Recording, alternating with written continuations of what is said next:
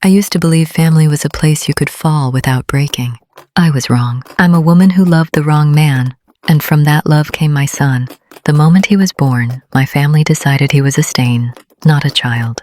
They never said it directly. No, they were far crueler than that. They smiled while refusing to hold him. They sent gifts to other children and nothing to mine. At family dinners, his name was never spoken, as if silence could erase his existence. They told me I was selfish for keeping him, that I ruined my life, that my child would grow up unwanted because they would make sure of it. I stayed, I endured. I thought if I swallowed enough pain, they would soften. They didn't. The peak of it came on my grandmother's birthday. Everyone was there.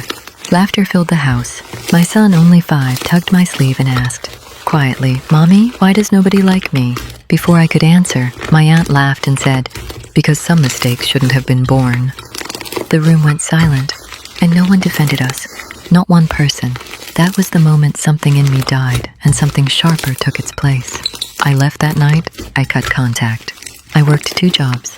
I built a life where my son was loved loudly and without apology. Years passed. I became successful, independent, untouchable. Then they came back. They needed money, connections, help. They smiled again, pretending nothing happened. So I invited them to my home. I let them sit at my table. And then, calmly, I told my story. Every word they said, every cruelty, while my son stood beside me, confident, kind, unbroken. I watched their faces collapse. I refused them all. And as they walked out, empty-handed, my son squeezed my hand and said, "Mommy, I think they needed us more than we ever needed them." He was right.